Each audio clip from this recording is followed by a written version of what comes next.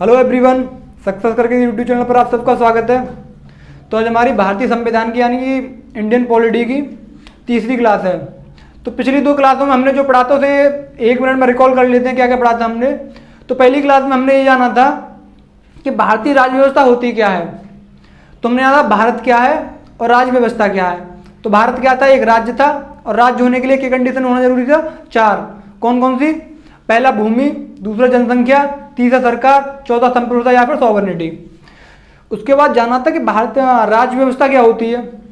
राज्य व्यवस्था होती है जो इस भारत की व्यवस्था को चलाते हैं, जैसे IAS, IPS, IFS, जितनी भी गवर्नमेंट पोस्ट होती हैं वो सारी, जितने भी उसके अंदर नौकर चाकर, जुडिशरी, पुलिस विभाग, जो भी हमारी व्यवस्था आती है ये सभी तो मिलके व्यवस्था को चलाती है। तो इसी को कहते हैं हम राज्य व्यवस्था, यानी कि राज करने की व्यवस्था।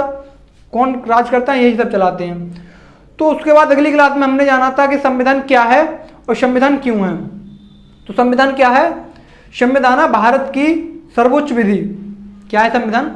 संविधान है भारत की सर्वोच्च विधि, यानी कि संविधान एक ऐसा दस्तावेज है जो किसी भी शासन को वैधता प्रदान करता है जब तक वो शासन इसके अनुसार चल रहा हो, ठीक है। और उसके बाद जाना था कि संविधान क्यों है। तो क्यों संविधान? हमारे समाज को समान और प्रगतिशील बनाने के लिए है संविधान। क्या है? हमारे समाज को समान और प्रगतिशील बनाने के लिए। तो आज जो हम पढ़ने वाले हैं वो है संविधान का निर्माण। तो संविधान के निर्माण में हम 2 चीज पढ़ेंगे। पहला तो पढ़ेंगे संविधान सभा का गठन और दूसरा पढ़ेंगे संविधान के स्रोत। तो आज हम स्टार्ट करेंगे संविधान सभा का गठन। क्या करेंगे हम स्टार्ट? संविधान सभा का गठन।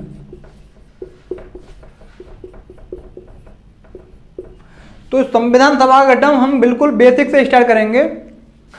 तो मैं स्टार्ट करूंगा संविधान सभा के गठन को 1935 के भारत शासन अधिनियम।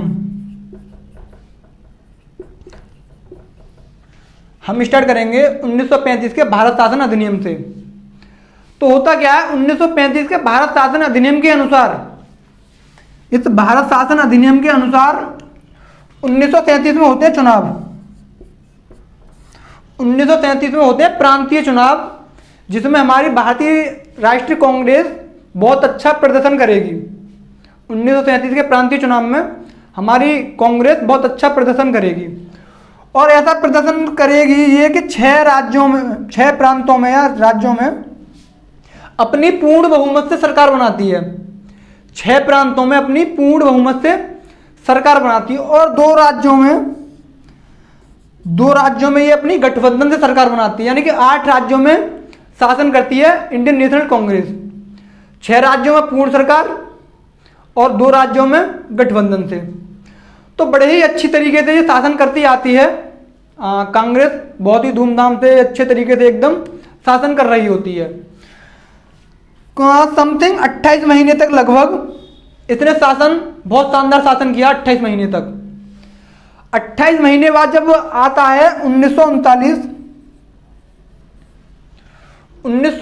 के आते ही सेकेंड वर्ल्ड वॉर स्टार्ट हो जाता है, यानी द्वितीय विश्व युद्ध स्टार्ट हो जाता है। तो द्वितीय विश्व युद्ध कब स्टार्ट हो रहा है? 1939 में। तो 1939 में होता क्या है, जैसे ही द्वितीय विश्व युद्ध स्टार्ट होता है तो ब्रिटेन भी भारतीयों का नाम भी इस युद्ध में शामिल कर देता है। कहता है कि भारत भी इस द्वितीय विश्व युद्ध में हमारे साथ है। क्या है? भारत भी द्वितीय विश्व युद्ध में हमारे साथ है। अब जैसे ही कांग्रेस को पता चलता है कि ब्रिटेन ने हमारा नाम भी द्वितीय विश्व युद्ध में शामिल कर दिया है, तो जिन 6 प्रांतों में कांग्रेस ने सरकार बनाई थी, जिन 6 प्रांतों में कांग्रेस ने सरकार बनाई थी, जितने भी कांग्रेसी नेता थे, जितनी भी इन 6 राज्यों की विधानसभा हुआ करती थी, जितने भी कांग्रेस नेता थे, इन सारी विधानसभाओं से सामूहिक रूप से जितने भी कांग्रेसी नेता होते हैं वो त्याग पत्र दे देते हैं, यानी रिजाइन कर देते हैं इन सारी विधानसभाओं से। आखिर तुमने हमारा नाम द्वितीय विश्व युद्ध में बिना हमारी सलाह के कैसे शामिल कर दिया? अरे हम नहीं जाना चाहते किसी युद्ध में, आप हमसे कम से कम पूछ तो लिए होते कि आपने हमारा नाम द्वितीय विश्व युद्ध में शामिल कैसे किया। तो इसी बात का विरोध करते हुए कांग्रेस ने इन सारी विधानसभाओं से इस्तीफा दे दिया, यानी त्याग पत्र दे दिया यहाँ से। तो जैसे ही ये त्याग पत्र देती है इन 6 राज्यों से, तो ये त्याग पत्र देते हैं 22 दिसंबर 1939 को। त्याग पत्र कब देते हैं? 22 दिसंबर 1939 को। अब जैसे ही कांग्रेस त्याग पत्र देती है तो भारत की दूसरी ही बड़ी पार्टी होती है जिसका नाम होता है मुस्लिम लीग। तो भारत की दूसरी बड़ी पार्टी होती है जिसका नाम होता है मुस्लिम लीग। तो मुस्लिम लीग बनाती है इसी दिन को मुक्ति दिवस। जिस दिन कांग्रेस त्याग पत्र देती है यानी कि 22 दिसंबर 1939 को, उसी दिन भारत की दूसरी बड़ी पार्टी क्या बनाती है? मुक्ति दिवस, और कहती है कि आज भारत को कांग्रेसियों से मुक्ति मिल गई। तो आखिर ऐसा क्यों है कि भारत की ही 2 बड़ी पार्टी एक के त्याग पत्र देने पर दूसरी मुक्ति दिवस मना रही है? तो इसका कारण यह था कि इस समय तक आते आते मुस्लिम लीग की मांग ये हो गई थी कि हमें चाहिए पाकिस्तान। मुस्लिम लीग की मांग ये थी कि हमें चाहिए सेपरेट पाकिस्तान, यानी पृथक पाकिस्तान। लेकिन कांग्रेस की ये डिमांड नहीं थी। तो कांग्रेस नहीं चाहती थी कि भारत का विभाजन हो कभी, और दूसरी तरफ मुस्लिम लीग चाहती थी कि भारत का विभाजन हो। तो इसीलिए ये एक दूसरे के अपोजिट पार्टी बन गई थी, कांग्रेस और मुस्लिम लीग। तो जिस दिन ये त्याग पत्र देती है उसी दिन को मुस्लिम लीग बनाती है मुक्ति दिवस। तो जब द्वितीय विश्व युद्ध स्टार्ट होता है तो भारतीयों का नाम भी युद्ध में शामिल कर दिया जाता है। तो कांग्रेस इसी के विरोध में लगी हुई थी कि आखिर तुमने हमारा नाम इस युद्ध में शामिल कर दिया, और कांग्रेस अपने आप को अलग दिखाने लगी कि हम इस युद्ध में शामिल नहीं हैं।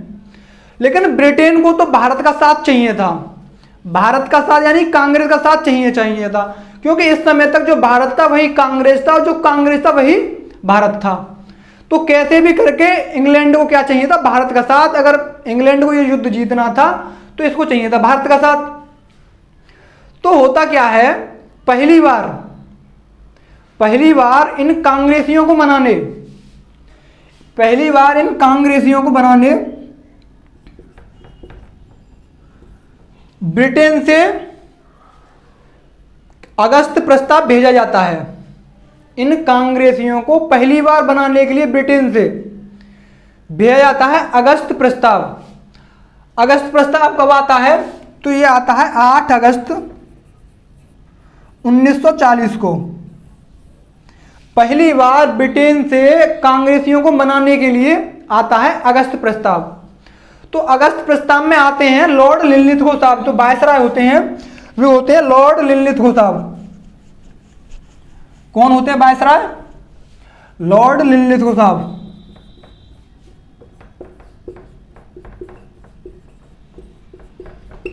तो ये आते हैं कांग्रेस को मनाने, और एक तरफ कांग्रेस को बिठाते हैं ये, एक तरफ मुस्लिम लीग को बिठाते हैं।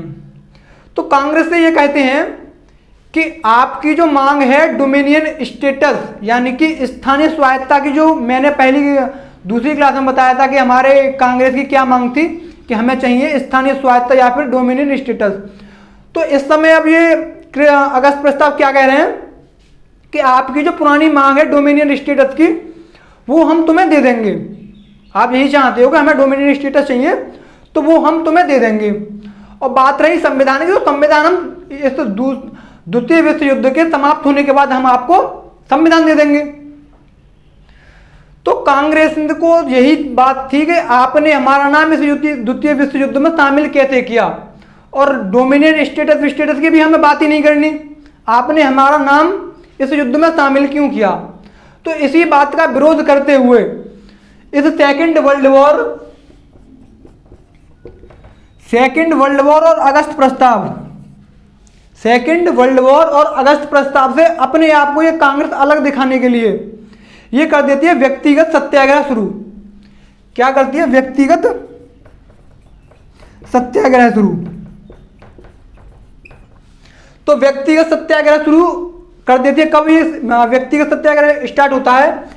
ये होता है 17 अक्टूबर 1940 को व्यक्तिगत सत्याग्रह स्टार्ट कर देते हैं।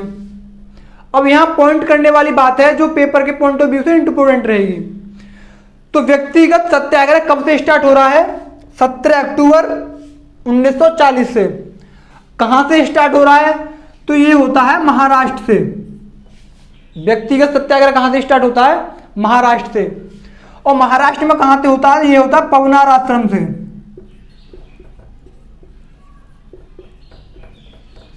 महाराष्ट्र से स्टार्ट होता है, महाराष्ट्र के पवनार आश्रम से व्यक्तिगत सत्याग्रह शुरू होता है।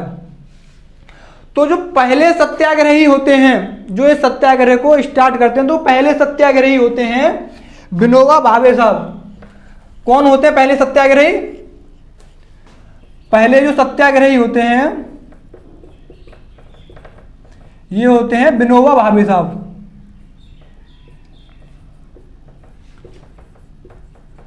और जो दूसरे सत्याग्रही होते हैं वो होते हैं जवाहरलाल नेहरू।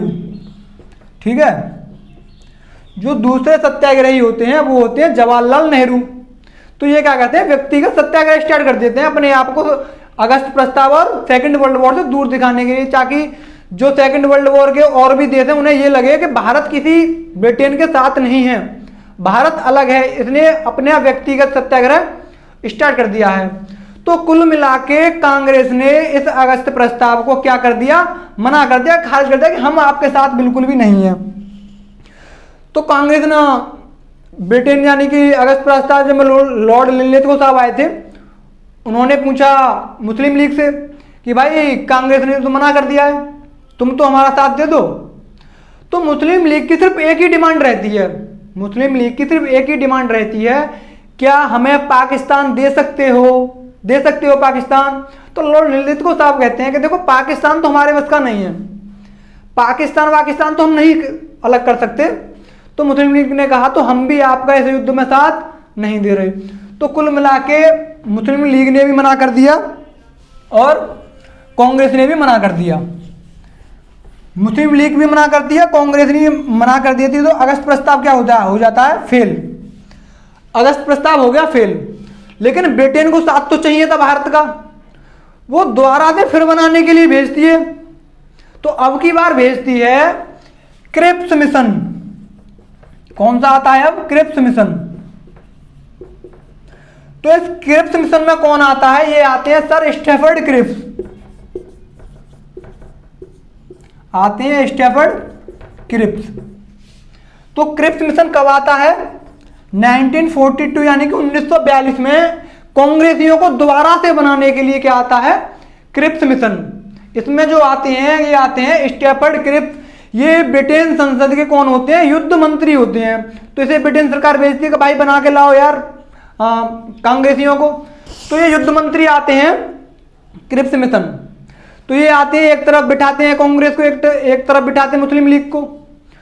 तो कांग्रेस को ये पहली बार कहते हैं कि तुम्हें संविधान सभा चाहिए, वो संविधान सभा बनाई जाएगी, वो भी पूर्णतः भारतीयों द्वारा ही संविधान सभा बनाई जाएगी।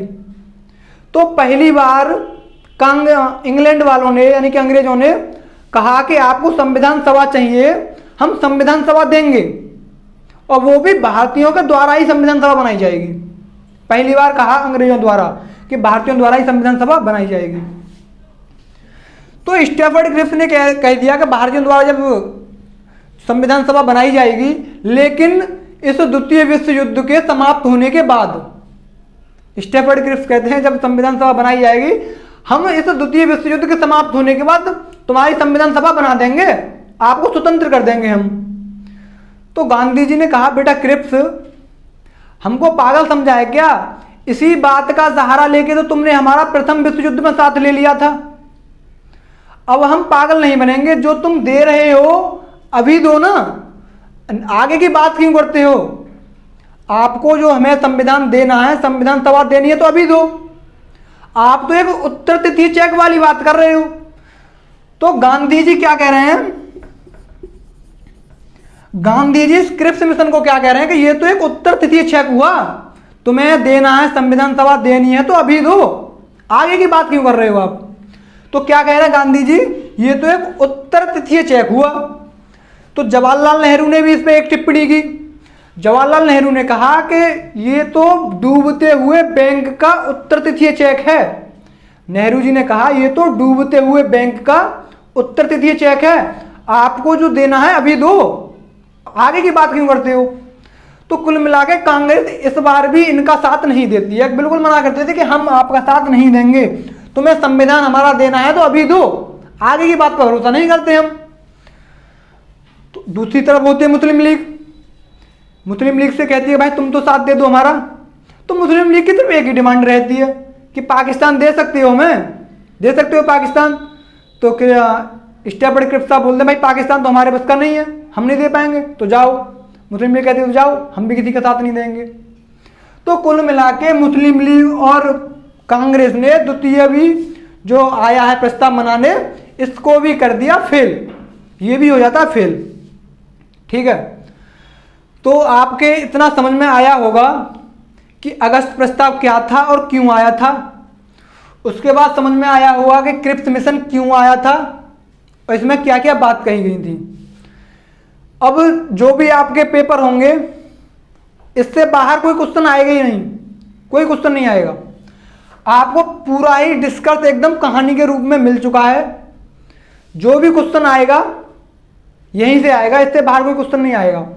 तो अगली क्लास हमारी होने वाली है भारत छोड़ो आंदोलन। आगे की क्लास हम करेंगे स्टार्ट भारत छोड़ो आंदोलन से। उम्मीद करता हूं ये सेशन आपको समझ में आया होगा। ठीक है, ओके, धन्यवाद।